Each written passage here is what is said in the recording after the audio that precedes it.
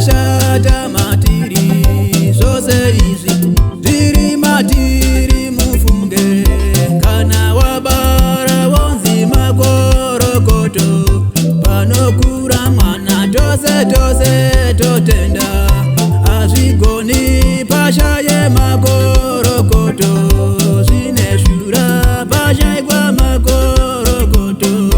Ana abara mwana samere paye, vanhu vakauya kuti makorokoto.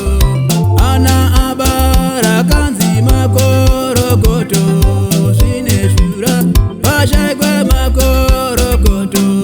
Hazvigoni pashaye makorokoto, zvine shura pashayikwa makorokoto.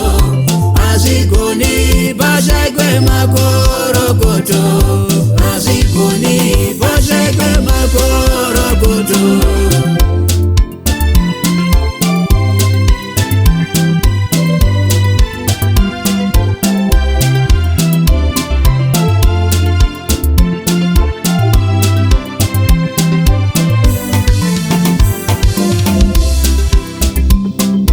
Kana wafirwa wonzi matambudziko, zvose izvi zviri matiri varume. Zvine shura uchinge wafirwa nemwana, otoshaya angati matambudziko. Hazvigoni pashayikwe matambudziko, zvine shura poshayikwa matambudziko.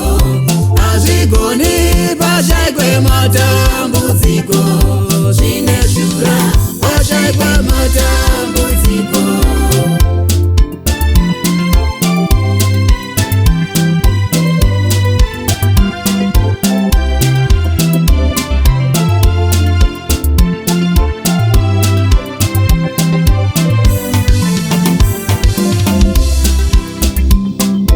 Lazaro afa zvakanzi matambudziko, vanhu vose vakati matambudziko. Hazvigoni pashayikwe matambudziko, zvine shura poshayikwa matambudziko. Hazvigoni pashayikwe matambudziko, zvine shura poshayikwa matambudziko.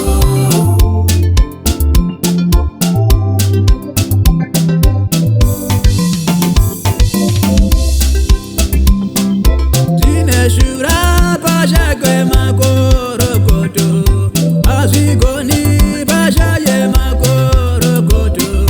Zvine shura pashayikwe makorokoto, hazvigoni pashaikwe makorokoto. Zvine shura pashayikwe matambudziko, hazvigoni pashaikwe matambudziko. Hazvigoni pashayikwe matambudziko, zvine shura pashaya matambudziko.